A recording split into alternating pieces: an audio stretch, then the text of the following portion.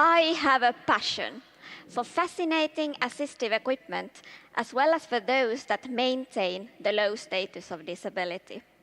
Equipment is a part of daily image of dressing. It should send hints about social status, values, interests, and personality. However, equipment given as medical rehabilitation doesn't transform into expressive role dresses. They become a uniform of unproductive outcast. Technology and design of phones and household appliances progress at high speed. But where is the assistive equipment that is so intelligent and good looking that everybody wants it, no matter if they have an impairment or not? Barrier freeness is said to be ugly and difficult to carry out, though real accessibility is desired luxury. All good hotels are accessible. People with money and power appreciate the luxury of accessibility and user-friendliness. But in Finland, equipment is paid by municipalities and hospital districts. Functionality is the only thing that matters. Even it's known how the first impression has, for example, an effect on getting a job. I don't understand how the society can afford to give so clumsy equipment to people whose entering into labor market is the most difficult. Inclusive design lifted people with disabilities to a source of inspiration. Nevertheless, we are still underrepresented in an equipment design. Tacit knowledge from our experiences of good usability is rarely ennobled into innovations to benefit the whole society. At its best, smart equipment could give its user the special abilities of superheroes. But for a non-disabled designer, it's difficult to solve the social situations in which disabilities collide with the structural barriers of society. Result is often an equipment which helps the disabled act like those without disabilities, not in a new, unforeseen way. Guidance to supposed normality would be out of the question in almost any other minorities. Could you imagine a women's organization whose action plan would be drawn up by men? Many people think that equipment's aim is to compensate impairments. After the First World War, it was enough. Equipment made it possible for people with disabilities to work and feed their families. Compensation had a socio-economic interest. Modern equipment aims at normality of body and mind. Prostheses can be controlled by nerve signals, and brain can send orders to them, same way as to the organic body parts. Equipment of the future concentrates on affecting identity. Productivity is no longer related to physical ability to work. Gene technology makes it possible to produce organic and artificial organs, skills, and features already in the womb. Normality loses its meaning, and soon we all get more alternative ways to be human.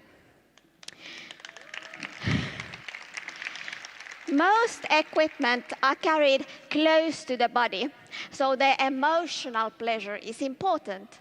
Succeeded equipment gives social and ideological delight. However, I have met teachers of equipment design who are surprised of the idea that equipment must bring pride or joy to its user. Teaching is still often given from the medical point of view. When I held a workshop to landmine survivors in Bosnia-Herzegovina, they wanted folding wheels to their foot prostheses to be able to skateboard when in a hurry. They wished to have a thin display on the surface of prostheses to be able to upload patterns from a memory card, or campaigns against the war, or my favorite, in constant lack of money, sell advertising space as people stare at their feet anyway. I would love to have recycled materials in my equipment. An art lover is looking for sculptures to support moving. Nerd dreams of robotics. And a vintage freak is searching for assistive design classics. I'm dreaming that people with disabilities would be equipped to be the lighthouses of information, safety, and entertainment. Speech synthesizers with simultaneous interpretation could cause envy at seminars like this. In cases of accidents, our codes could measure vital functions and we would be the stars of parties thanks to the media devices integrated into our bodies.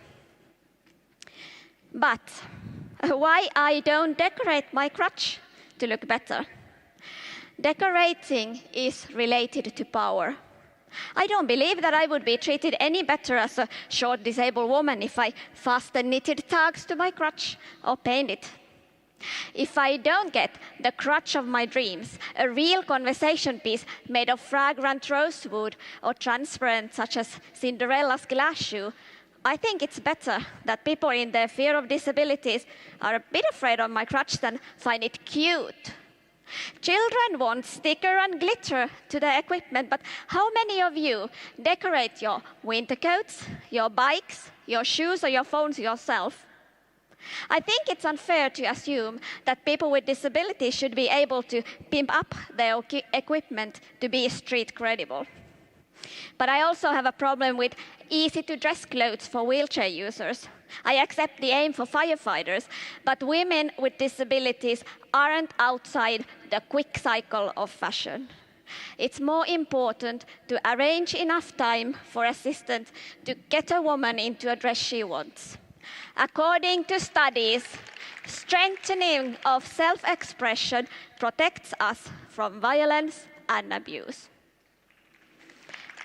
Soon, we all have robots as assistive device.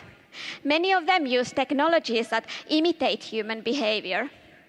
But I don't want a washing machine to read my facial expressions or my laptop to suggest, take a walk, your typing seems stressed. I am allergic to the structures of power. Maybe you want a fridge that controls the intake of vitamins and calories or a phone application to cure depression. But as a disabled woman, I find it bitter for the self-image to constantly hear how somebody knows better what is good for you.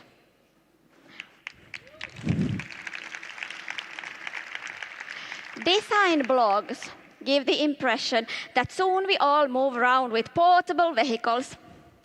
But how is it intended to get everybody on the wheels in the world where the human rights of people with disabilities are opposed by claiming that it's more expensive not to build thresholds than to build them?